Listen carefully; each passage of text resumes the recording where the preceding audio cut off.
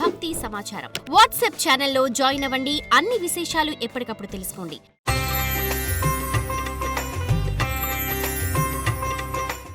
Big TV ప్రేక్షకులకు నమస్కారం.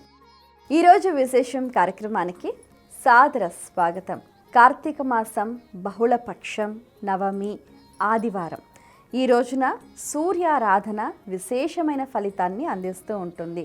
సూర్యోదయం అవుతున్న సందర్భంలో ఆ అరుణ కిరణాలను దర్శించటం, ఆ అరుణోదయ వేళ ఆ సూర్యనారాయణకి ఒక్కసారి ఇలా నమస్కారం చేయటం వల్ల మనకు ఆయుష్, ఆరోగ్యం, ఐశ్వర్యం లభిస్తుంది అని చెప్తూ ఉంటారు. ఎందుకంటే నమస్కార భాస్కర ప్రియ అని చెప్తూ ఉంటారు. కాబట్టి ప్రతి ఒక్కరికి ఎన్నో రకాల అనారోగ్య పరిస్థితులు అనేవి తాండవిస్తూ ఉంటాయి. సో వాటన్నిటి నుంచి బయటపడాలి అని అంటే సూర్య ఆరాధన అనేది ఉత్తమోత్తమైన ఫలితాలను అందిస్తూ ఉంటుంది. సో సూర్యప్రీతిగా ఈ రోజున చపాతీలు దానం చేయటం చక్కటి ఫలితాలను అందిస్తూ ఉంటుంది. ఇక ఈ రోజున 24వ అధ్యాయం కార్తీక పురాణం విషయానికి వచ్చేసరికి అంబరీషుడు ద్వాదశి వ్రతాన్ని ఆచరించుట. అసలు ఇంతకీ అంబరీషుడు ఎవరు, ఈ ద్వాదశి వ్రతం ఏంటో తెలుసుకుందాం.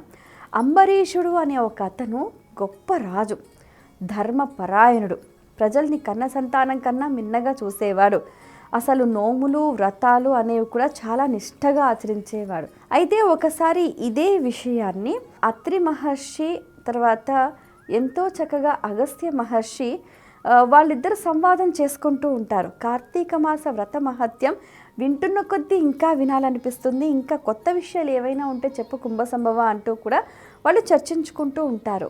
ఆ సందర్భంలో ఈ కథ స్మరణకు వస్తుందన్నమాట. అయితే శ్రీహరికి ప్రీతికరమైన వ్రతాలలో కూడా ఏకాదశి వ్రతం, ద్వాదశి వ్రతం చాలా శ్రేష్టమైనదని చెప్తూ ఉంటారు. అయితే ఈ ద్వాదశి వ్రతాన్ని ఎలా ఆచరిస్తారు అని అంటే దశమి నాడు రాత్రి ఒంటిపూట భోజనం చేస్తారు. ఏకాదశి మొత్తం కూడా ఉపవాసం ఉంటారు, హరినామ స్మరణ చేస్తూ ఉంటారు, హరికి సమీపంగా ఉంటూ పురాణ శ్రవణం చేస్తూ ఉంటారు, అలాగే దేవాలయ దర్శనం చేస్తూ ఉంటారు. తర్వాత ద్వాదశి ఘడియలు ఉన్న సందర్భంలో మరలా శ్రీహరిని పూజించి అన్నదానం చేస్తూ ఉంటారు.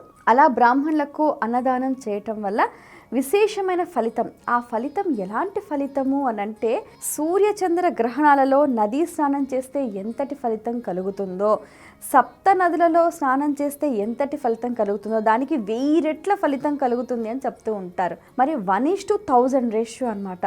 సో అందుకనే ద్వాదశి వ్రతం ఆచరించడానికి అందరూ కూడా సన్నద్ధం అవుతూ ఉంటారు. అలాగే పాపం అంబరీషుడు కూడా ఈ ద్వాదశి వ్రతాన్ని ఎంతో శ్రద్ధగా ఆచరిస్తూ ఉంటాడు. అసలు ఆయన నిష్ఠ, ఆయన ధర్మవర్తనం చూస్తే అందరూ కూడా ఆశ్చర్యచకితులు అవుతూ ఉంటారు. అయితే ఒకనాడు కూడా ఇలా ద్వాదశి వేళల్లో భోజనాలన్నీ కూడా ఏర్పాటు చేస్తారు. అదే సమయానికి మహాకోపిష్ఠైన దూర్వాస మహాముని అక్కడికి వస్తాడు. సరే మరి వచ్చిన అతిథిని గౌరవించాలి కదా, అది మన ధర్మం. మనం భోజనం చేసే సమయానికి లేదా మన ఇంటికి ఎవరైనా అతిథి కడజాతి వాళ్ళైనా సరే భోజన సమయానికి వస్తే తప్పకుండా వాళ్ళకు పెట్టే మనం తినాలి. అది మన ధర్మం, అది మన కర్తవ్యం అన్నమాట. అది దృష్టిలో పెట్టుకొని సరే మహానుభావ, సమీపాన్ని నది ఉంది, మీరు నదికి వెళ్ళి స్నానం చేసి వచ్చి మీరు భోజనానికి కూర్చోవాల్సిందిగా వేడుకుంటున్నాను అని అంటే దూర్వాసుడు ఆ విధంగానే నదికి వెళ్తాడు. ఎంతసేపు అయినా తిరిగి రాడు. ఈయనకేమో ఒక భయకంపితులైపోతూ ఉంటాడు. ఒక పక్కనేమో ద్వాదశి ఘడియలు అయిపోతున్నాయి, ఈయననేమో స్నానానికి వెళ్ళి ఎంత కూరాడు.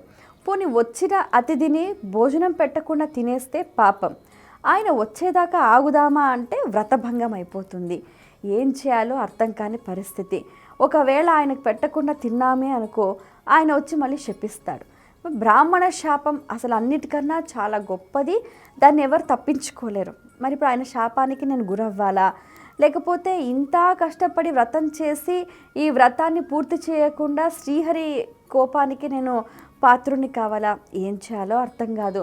ఈ సంశయంలో ఉన్నప్పుడు అక్కడ సమీపంలో ఉన్న పెద్దల్ని సందర్శించి ఆయన ఒక సలహా అడుగుతారనమాట. మరి ఇలా నేను ఏకాదశి వ్రతం చేశాను, ద్వాదశి వ్రతం పూర్తి చేస్తున్న నేపథ్యంలో అన్నదానం చేసే క్రమంలో దూర్వాస మహాముని వచ్చారు, మరి ఆయన్ని భోజనానికి రమ్మన్నాను, ఆయన నదికి వెళ్ళారు, ఎంత కూరాలేదు, ఇప్పుడు ఏం చేయాలి నేను అని పెద్దలందరూ కూడా చెప్తారు. మనం భోజనం చేసే సమయానికి అతిథి వస్తే అతిథికి పెట్టే మనం భోజనం చెయ్యాలి. అది మన ధర్మం, మన కర్తవ్యం. ఇక శ్రీహరి కోపగించుకుంటారంటావా? భక్తులను ఉద్ధరించడంలో ఆయన అగ్రగణ్యుడు అనమాట. ఇంకా భక్తుల భారం ఆయన మీదకే వేసేసి అతిథిని మటుకు తప్పనిసరిగా గౌరవించాలి అని చెప్తారు. ఇది ఇవాల్టి కథ. తరువాయి భాగం మరొక భాగంలో చూద్దాం. ఇక ఈరోజు ఆచరించాల్సిన విధి విధానాల గురించి తెలుసుకుందాం. కార్తీక మాసం 24వ రోజు నిషిద్ధములు: మద్య మాంస మైథునాలు, ఉసిరి, దానములు, ఎర్రచీర, ఎర్ర రవిక గుడ్డ, ఎర్రగాజులు, ఎర్ర పువ్వులు. పూజించాల్సిన దైవం శ్రీ దుర్గా.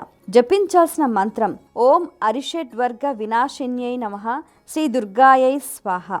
ఫలితము శక్తి సామర్థ్యాలు, ధైర్యం, కార్య విజయం. ఇది ఇవాల్టి విశేషం. స్వస్తి.